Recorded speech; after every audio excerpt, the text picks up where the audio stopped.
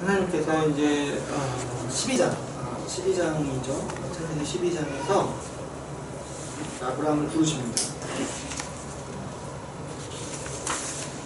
그랬을 때 이제 제가 이제 많이 강조한 게 뭐였냐니까 아브라함을 부르시고 복 주시겠다는 그 말씀이 좀 아브라함 개인을 뭐 이렇게 부자되게 하시겠다 그런 차원의 말씀이 아니라고 했어요. 그 이제 맥락을 보면은 11장에 바벨탑 사건이 나온다고 했죠. 그래서 이 하나님을 향한 인류의 반역이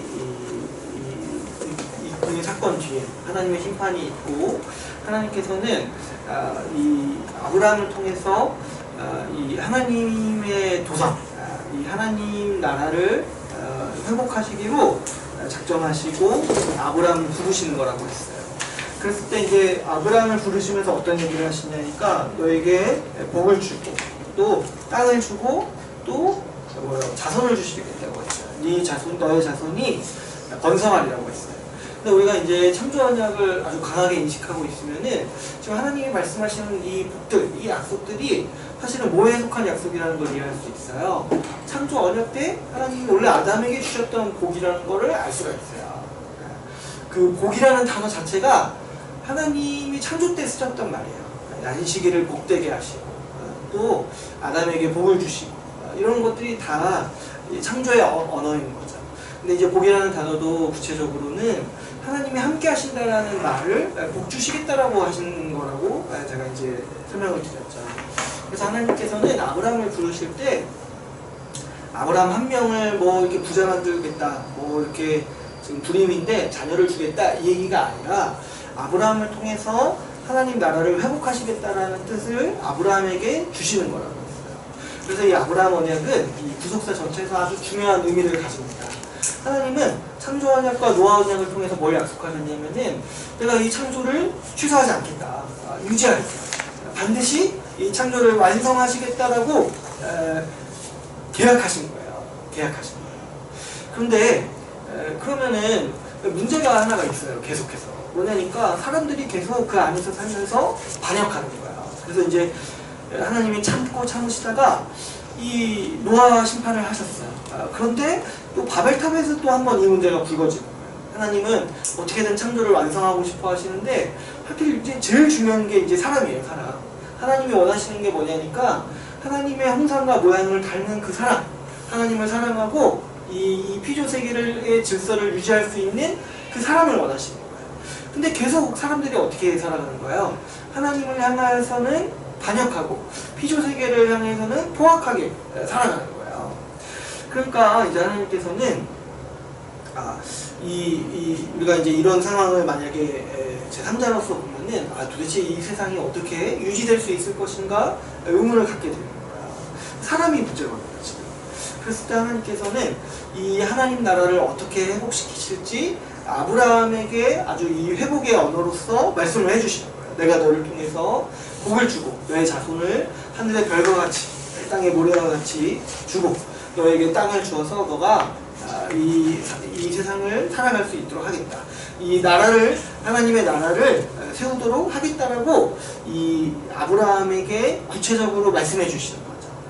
그래서 나중에 이제 이스라엘 백성의 구속사는 이 아브라함 언약을 통해서 거의 직접적으로 연관해서 하나님이 어떻게 아브라함 언약을 성취하시는지가 아주 중요한 주제로서 이제 드러나게 됩니다. 그래서 이제 우리가 아브라함의 언약을 이해할 때 이거를 무슨 개인적인 공약이 아니라 하나님 나라를 창조하신 그분께서 어떻게 그 나라를 이 땅 가운데 회복시키시고 굳건하게 세우실 것인지를 아브라함을 통해서 계시하신 본문이라고 우리가 이해해야 된다고 같이 나눴어요. 근데 이제 한 가지 특이한 게 있는데 이 15장에서 이 언약식을 한다고 했죠. 그래서 이제 짐승을 쪼개는 언약식을 한다고 했어요. 그래서 원래 이 언약은요 특징이 있는데 항상 이제 저주를 담보로 하고 있어요. 저주를. 근데 왜 창조 언약 때는 그런 게 없었냐니까 창조 언약 때는 사실 그런 얘기를 할 수가 없어요. 인간이 죄를 짓기 전이었잖아요. 그래서 뭐 저주한다거나 죄 짓기 전인데 하나님이 갑자기 짐승 쪼개놓고 아담도 선악과 어기면 이렇게 될 거야 이렇게 하실 수가 없는 거야. 그런 개념 자체가 아예 없었던 시대이기 때문에. 근데 이제 이 아브라함과 와서는 이 저주의 이 계약을 맺으시는 거예요. 그래서 이제 하나님은 아브라함에게 짐승을 가져오라고 했는데 아브라함이 그게 무슨 말인지 알아듣고 이 3년 된 이 암소인가요? 염소인가요? 염소와 소는 많이 다른데 아무튼 어떤 소였을 거예요. 가져오고 뭐 이렇게 비둘기 가져오고 해가지고 산으로 쪼개놓습니다. 이게 이제 무슨 말이냐니까 그 당시 사람들이 계약을 맺던 방식이었어요. 지금 오늘날로 따지면은 도장 가져오라는 말이랑 똑같은 말이에요. 하나님이 짐승을 가져오라 했던 거예요. 그래서 이제 그 당시 사람들이 어떻게 이 계약을 맺었냐니까 이 계약 양 당사자가 이 쪼개진 짐승 사이로 지나가면서 이 약속을 지키기로 맹세하는 거라고 했어요. 그래서 만약에 이 약속을 얻을 시에는 이 짐승과 같은 운명을 맞이하겠다라는 허약을 하는 거라고 했어요. 그러니까 사실 이 계약은 굉장히 저주를 담고 있는 계약입니다. 이 계약을 깨는 자가 이 저주를 맞이할 거다. 내가 이렇게 돼도 아무런 이제 변명거리가 없다는 거를 생각하는 거라고 했어요. 그런데 이거를 이제 우리가 글로 이렇게 보는데 한번 생각해 보시면 이 쪼개진 짐승이라는 거는 사실 제가 말로는 하지만 보여준다고 하면은 절대 두 눈으로는 못 볼 것 같아요. 쪼개진 짐승 사이를 어떻게 보지도 못하겠어요, 저 같은. 근데 그걸 또 어떻게 지나가냐는 거야. 이 짐승의 피와 그 살, 그 창자, 이런 내장들 이런 거 다 튀어나와서 이렇게 양쪽에 그것도 이렇게 있는데 그리고 이제 찢어져서 이렇게 있는데 그 사이를 이제 지나가는 계약인 거예요. 그래서 사실은 이 계약은 진짜 아주 그냥 목숨 걸고 하는 계약인 거예요. 이 계약 자체가 진짜 이거는 목숨 걸고 하는 계약. 이 웬만큼 강하게 약속하는 거 아니면은 함부로 이 계약식에 참여하는 것조차도 쉽지 않은 거예요, 사실. 굉장히 무겁고 엄숙한 계약이었던 거죠. 그런데 이 창세기 15장을 보면은 하나님께서 그 아브라함이 그 사이를 지나가라고 하시지 않고 횃불만 지나간다고 했어요. 빛이 이렇게 횃불처럼 와서 횃불만 이렇게 지나간다고 했어요. 그래서 이제 어떤 분은 아브라함 언약을 그냥 횃불 언약이라고 불러요. 근데 이게 무슨 뜻이냐니까 아브라함은 지나가지 않고 대신에 하나님이 지나가신다는 거야, 그 사이를. 그러면서 이 계약 파기의 대가를 하나님 홀로 지시겠다는 거를 아브라함에게 보여주시는 거예요. 그래서 우리가 이 언약식에 담긴 의미를 같이 나눴습니다. 그래서 우리가 이 언약의 속성을 생각해 볼 때 하나님이 주권적으로 사역하시는 의미가 굉장히 강한 거예요. 하나님이 아브라함을 부르시고 하나님이 계약을 맺으시고 하나님이 스스로 그 계약 파기의 대가까지, 설사 네가 내 계약을 파기할지라도 그 대가까지도 내가 짊어지겠다라고 말씀하시는 거예요. 그러니까 이제 이 아브라함 언약은 굉장히 강한 계약이라고 할 수 있어요. 제가 이제 몇 번 강조했지만 하나님이요 말씀하시면 되는 분이에요. 그런데 계약을 하시는데 하필 그 계약의 조건도 뭐예요? 어길 시에 이 짐승과 같은 저주를 맞이하겠다는 거예요. 그러니까 하나님이 자기를 저주하신다는 거예요. 자기의 저주의 짐을 짊어지신다는 거예요. 이 정도로 하나님은 강하게 아주 분명하고 그리고 이렇게 분명하고 강하게 우리에게 계시해 주셨어요. 뭘 계시해 주셨냐면은 내가 이 정도로 너희를 위해서 하나님 나라를 세우겠다라고 보여주시는 거예요. 그래서 이 아브라함의 이 언약식을 우리가 기억할 때 우리가 이제 하나님이 얼마만큼 우리를 강하게 이끌고 가시는가를 우리가 생각할 수 있다고 했어요. 그래서 이 계약식을 보면은 굉장히 은혜의 차원이 있어요. 뭐냐니까 하나님이 주권적으로 우리에게 다 주시는 거예요.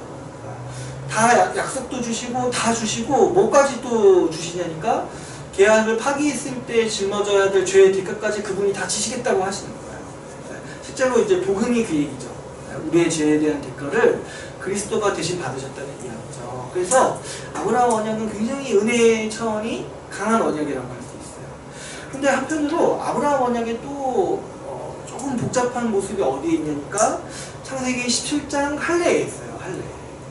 할례를 한번 이제 좀 이제 얘기를 해보면 하나님은 17장에서 아브라함에게 할례를 명하십니다. 근데 17장 1절에서 어떻게 얘기하시냐니까 너는 내 앞에 행하여 완전하라고 얘기해요.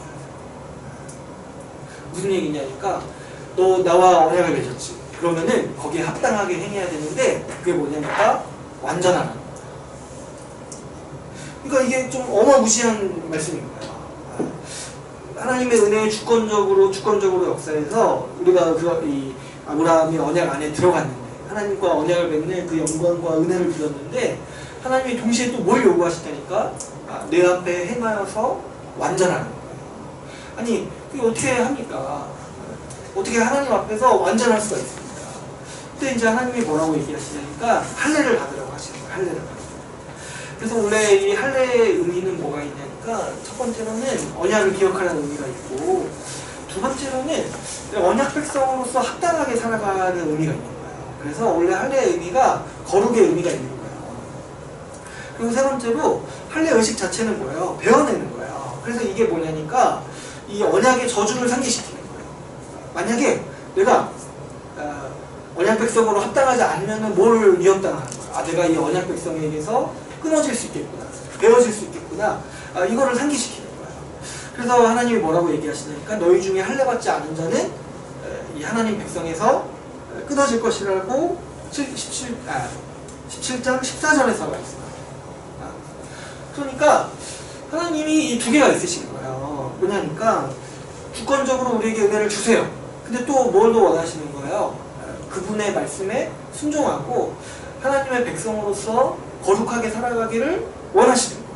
어디까지 원하시냐니까 이거 안 하면은 너희 끊어지리라 이렇게 말씀하시기까지 원하시는 거예요. 근데 실제로는 안 끊어져요. 그죠? 실제로는 제가 말씀드렸지만 먼저 주시고 얘기하시는 거예요. 먼저 은혜를 주시고 언약을 맺으시고 이렇게 주시는 거예요. 근데 동시에 뭐가 있어요? 하나님이 원하시는 게 뭐냐니까 내 언약 백성으로서 너희가 거룩하기를 원하시는 거예요. 그래서 이거를 굉장히 강조하는 거예요. 사실은 이 창조 언약에도 이 강조가 있어요. 어디에 있어요? 그 선악과에 내 말을 들어라. 나에게 순종하라. 이게 다른 말로 하면 뭐예요? 내 앞에서 행해서 완전하라. 거룩하라. 내가 거룩하니 너희도 거룩해라. 이렇게 말씀하시는 거예요. 그래서 우리는 이 언약이 기본적으로 이 관계라는 걸 우리가 좀 인식해야 돼요. 쌍방 간의 계약인 거잖아요. 그러니까 하나님께서 우리에게 해주시는 은혜의 차원이 굉장히 커요. 사실 우리가 맺으시는 하나님의 언약이. 근데 우리도 이 계약의 의무가 있는 거예요. 계약의 의무. 왜냐하면 우리도 계약 당사자로서 거기에 서는 거잖아요. 그래서 이 두 가지가 있다는 거를 우리가 기억해야 돼요. 그래서 이제 우리가 이 아브라함 언약은 사실은 이제 이 우리에게 의무가 있다는 얘기를 거의 안 하세요. 17장 거기서 딱 하시고 은혜에 대해서 계속 얘기하시는 아주 이제 은혜의 언약이라고 할 수가 있어요. 그런데 또 모세 언약을 보면 어떠냐니까 우리가 이제 다음 시간에 다룰 건데 모세 언약은 대부분이 이런 언어입니다. 너 이거 해야 돼. 너 이거 안 하면 벌 받고 끊어질 거야. 너 이거 해야지 내가 복 줄 거야. 이런 언어를 또 가지고 있는 거예요. 모세 언약은. 이게 이제 강한 측면으로 부각되는 거죠. 근데 그렇다고 해서 그러면은 하나님의 은혜가 없냐? 그것도 아니라는 거야.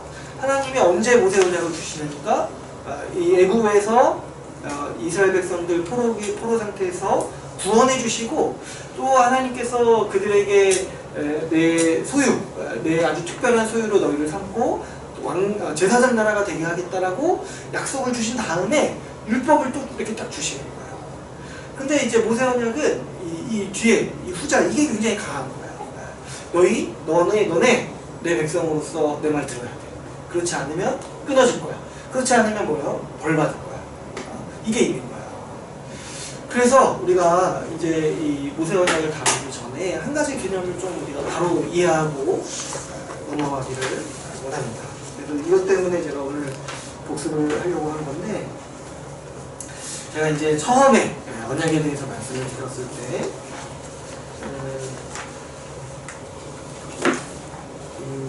언약을 구분하는 몇 가지 기준을 말씀을 드린 적이 있는데 하나가 뭐냐니까 행위 언약이라고 했어요.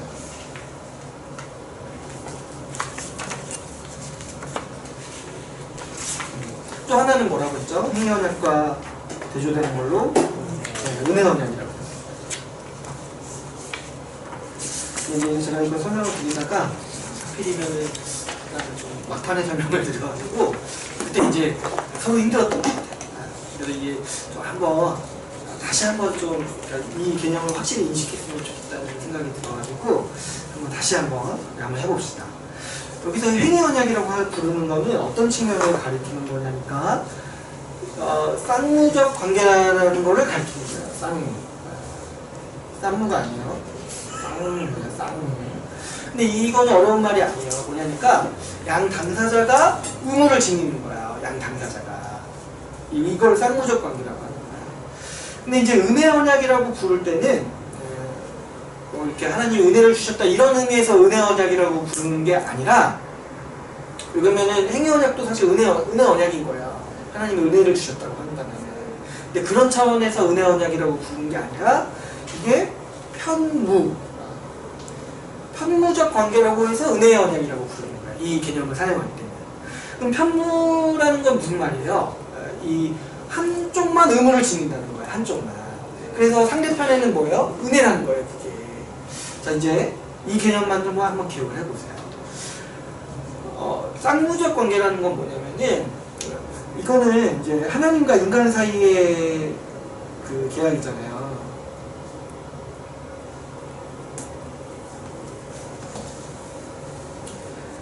그러면 쌍무적 관계라는 건 뭐예요? 근데 하나님은 사실 이거를 우리가 생각할 필요가 없는 게, 하나님은 이 의무를 반드시 지키시는 분이에요. 왜냐면은 지키시겠다라고 말씀하셨으니까. 그러니까 은혜 언약이든 행위 언약이든 하나님은 항상 의무를 지키시는 분이에요. 말씀하시고. 근데 문제는 뭐예요? 문제는 사람이죠. 사람은 이 사람이 지킬 수도 있고 안 지킬 수도 있어요. 근데 이제 쌍무적 관계라는 건 뭐냐면은, 사람이 안 지켰을 때 그러면 뭐예요? 이 언약이, 이 약속이 취소될 수 있다는 거예요. 왜냐? 의무를 배반했으니까 언약을 깬 거잖아요. 그러니까 이 사람의 행동에 따라서 하나님도 이것을 행하실지 안 행하실지를 결정하신다는 거예요. 그래서 그러면 우리가 배운 언약 중에 어떤 언약이 가장 행위 언약과 가까울까요? 그렇죠. 선악과. 선악과에서 말씀하신 그 언약은 실제 아담의 행위에 따라서 운명이 결정됐어요. 그렇죠. 그런데 아브라함 언약은 어때요? 아브라함 언약은 아브라함의 행위에 따라서 아브라함 언약이 바뀌거나 하나님이 취소하거나 하시지 않았다는 거예요. 이 아브라함 본문을 보면은 아브라함은 상당히 언약에 대해서 불성실할 때가 많습니다. 근데 하나님이 거기에 대해서 뭐 취소하신다거나, 아이 됐다, 내가 너 말고 옆 동네 저기 다른 아시아 한번 부르겠다, 이렇게 하시지 않고 계속 아브라함을 이끌고 가신다는 거예요. 그러니까 뭐예요? 아브라함의 행위가 하나님과의 이 언약 관계를 좌우지하지 않는다는 거예요. 그래서 그런 관계를 가리켜서 편무적 관계라고 부른다는 거야. 이해가시죠? 그래서 행위 언약이라고 말할 때는 이게 이제 아담에게 해당됐던 이 언약의 이 분면이다 라는 걸 표현할 때 행위 언약이라고 부르고, 근데 그 뒤로부터는 다 무슨 언약인 거예요? 인간의 행위가 하나님과 언약 관계에 있어서 영향을 미쳐요, 안 미쳐요? 어느 정도 영향을 미치지만 하나님이 그 언약을 깨버리거나 그렇게 하시지 않는다는 거예요. 그래서 그런 의미에서 은혜 언약이라고 우리가 부르는 거예요. 이런 부분을 이제 학자들이 실제로 쓰고 있고 이렇게 하고 있어요. 그런데 사실 이런 부분이요, 뭐냐니까 약간 언약을 굉장히 단순화시키는 부분이에요. 사실은 창조 언약에도 이 두 가지 요소가 다 있는 거예요. 쌍무적 관계도 있고 편무적 관계도 있어요. 한번 제가 예를 들어볼게요. 자, 창조 언약에서 보시면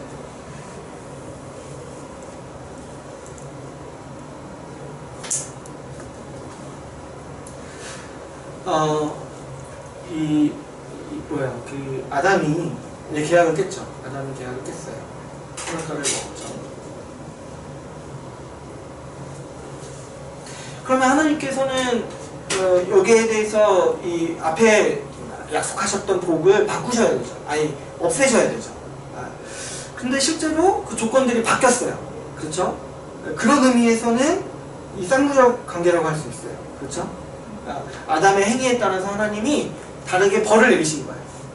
원래 상을 주시려고 했는데 아담이 그 선악과를 안 먹고 있었으면은 원래 이제 상을 주시려고 했는데 그게 아니라 벌을 주신 거예요. 아담이 다르게 행동했으니까 벌을 주신 거죠.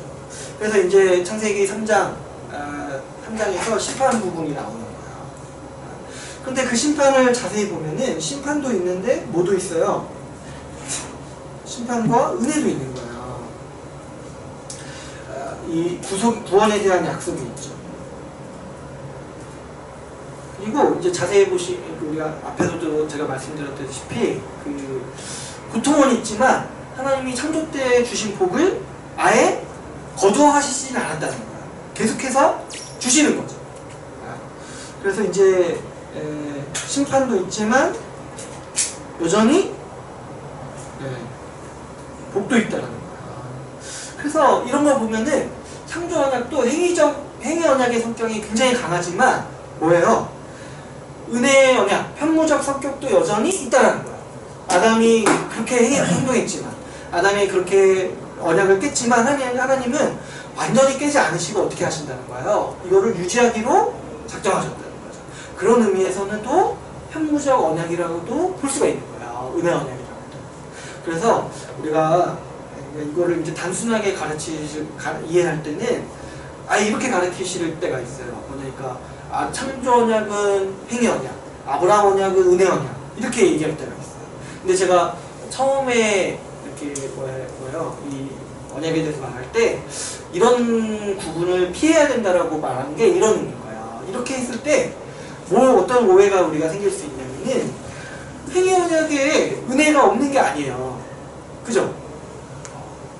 이 편무적 관계도 있어요. 그리고 은혜 언약에 행위가 없는 게 아니에요. 한번 볼까요? 아브라함 언약을 한번 볼게요.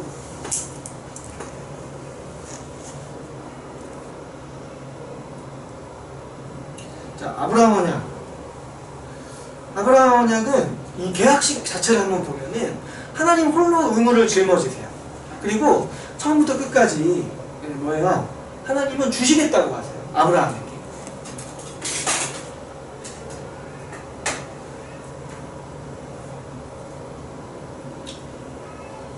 약속하시죠. 약속. 그리고 계약식, 이 언약식을 보면은 하나님 홀로 계약을 짊어지세요. 이걸 보면은 무슨 언약이라고 할 수 있어요? 우리가 앞에서 이제 하면 편무적 언약, 은혜 언약이라고 부를 수 있어요. 그런데 우리가 바로 그 뒤에 17장에서 뭘 보냐니까 할례를 요구하시는 거예요. 뭐라고 말씀하세요? 완전하라. 행하여 완전하라.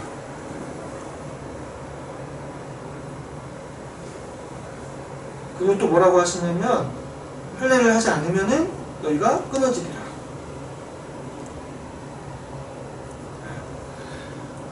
그러니까 여기서도 뭐가 있어요? 이거는 지금 어떤 언어를 쓰시는 거예요? 행위 언약적 언어를 쓰시는 거죠. 근데 물론 끊어지진 않지만 하나님이 여기에 대해서 얘기를 하시는 거예요. 물론 그래서 아브라함 언약은 은혜가 굉장히 많이 강조되는 언약인 거예요. 이 편무적 관계, 하나님이 주권적으로 이끌고 가시겠다라고 말씀하시는데 그 가운데서 또 살짝 뭐 더 얘기하시는 거예요. 너희 그래도 내 말을 들어야 돼, 지켜야 돼 얘기하시는 거예요. 그래서 모든 이 언약에는 이 행위 언약적 요소도 있고 은혜 언약적 요소도 있다는 거예요. 근데 언약마다 강조점이 조금씩 바뀌어요. 그래서 우리가 다음 주에 살펴볼 모세 언약은 거기에도 이 편무적 관계가 있어요. 하나님이 주권적으로 구원하시고 신의 산까지 이끌고 오셨잖아요. 그건 어떤 관계예요? 편무적 관계예요. 중간에 이스라엘 백성들이 막 반항하고 뭐 이렇게 잘 안 믿고 해도 하나님은 그냥 끝까지 붙들고 오세요. 뭐 이렇게 매출하게 주시고 만나 주시고 이렇게 하면서 오세요. 그런 게 편무적 관계인 거예요. 근데 신의 산에서 딱 오자마자 뭐라고 얘기하세요? 너희 이거 다 지켜라. 그리고 안 지키면 저주를 받을 거다. 이렇게 말씀하시는 거예요. 근데 그 본문이 굉장히 길죠. 그러니까 이 모세 언약은 이 편무적 관계, 이 쌍무적 관계, 이 행위 언약적 요소가 굉장히 강한 언약이라고 볼 수가 있는 거예요. 그래서 우리가 언약을 단순히 이렇게 이거는 저거다, 이거는 저거다 이렇게 말할 수가 없는 차원이 있고, 우리는 언약을 이해할 때 이게 동시에 있다는 거를 우리가 항상 이해해야 돼요. 근데 기본적으로 언약의 바탕은 이제 은혜라고 할 수가 있어요. 왜냐면은 우리에게서 창조 언약을 성취시켜 주시고, 우리에게서 아브라함 언약을 성취시켜 주시고, 우리에게서 모세 언약을 성취시켜 주시는 분이 누구예요? 그리스도죠.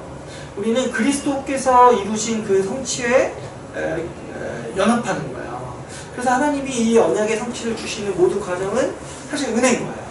근데 우리가 간과하지 말아야 될 거 뭐냐니까, 하나님은 우리와 언약 관계를 원하시고 우리가 그 당사자로서 이 의무에 합당하기를 원하십니다. 여러분, 우리 복음도 한번 생각해 볼게요. 우리 주님께서,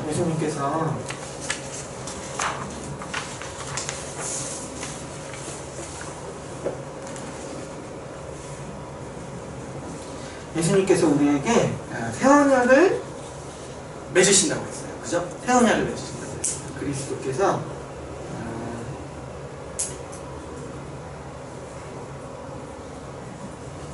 우리에게 새 언약을 맺으시는 거예요. 근데 이를 위해서 주님은 뭘 주셨냐니까, 우리를 위해서 죽기까지 하시고, 그리고 우리를 위해서 순종하셨어요. 의를 이루셨어요. 죄의 대가를 지우시고, 그리고 우리에게 의를 성취하시고, 이거를 우리에게 값없이 은혜로 주신 거죠. 그러면 이거는 언약적 관계로, 이 언약의 요소로 얘기하면은 어떤 관계인 거예요? 편무적 관계, 은혜의 언약의 차원인 거죠. 새 언약을 깨서. 그런데 예수님이 어떤 얘기를 하시냐면은 뭘 주세요? 또 동시에 우리에게 새 계명을 주십니다. 새 계명. 왜 새 계명이에요? 이거 사실 구약에 있잖아요. 이웃을 사랑하라. 근데 왜 새 계명이에요? 새 언약 아래서 주시는 계명인 거야. 새 계명. 뭘 원하시는 거예요? 이웃을 사랑하라.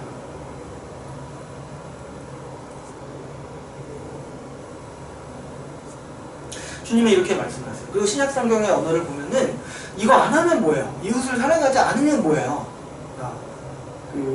이게 그리스도 안에 없다고 보는 거잖아요. 그러니까 사실상 이것도 이 계약의 성격을 가지고 있는 거예요. 우리에게 요구하시는 거예요. 지체를 사랑해라. 내 언약 백성으로서 합당하게 살아라. 여기를 요구하시는 거예요. 이게 이제 구약의 언어에서는 뭘 요구하신 거냐니까 거룩을 요구하시는 거예요.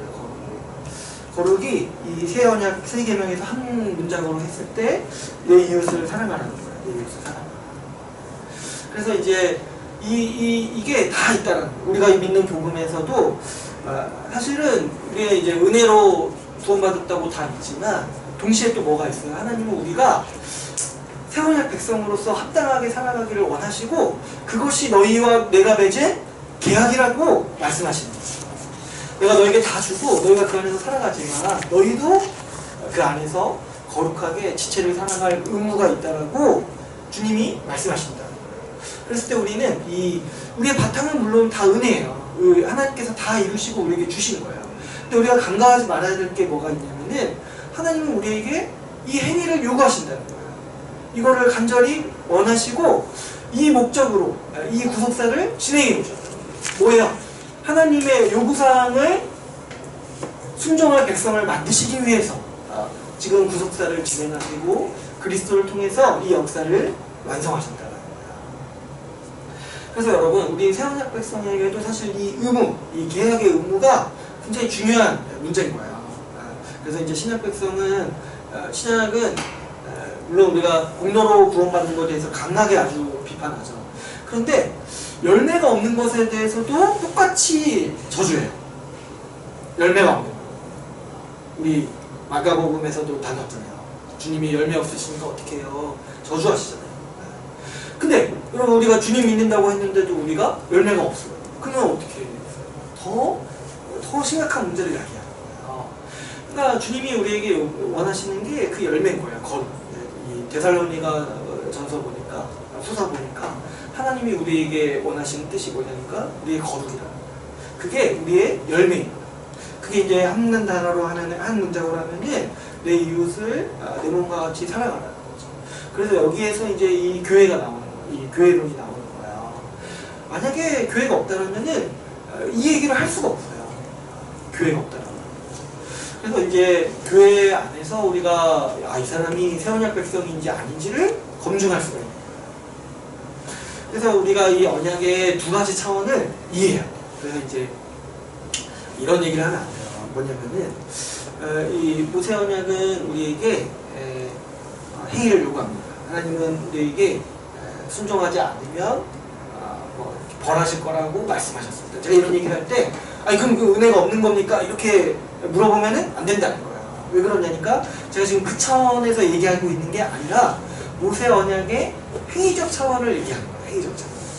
근데 모세 언약은 이 행위적 차원을 강조하고 있는 거예요. 강조하고.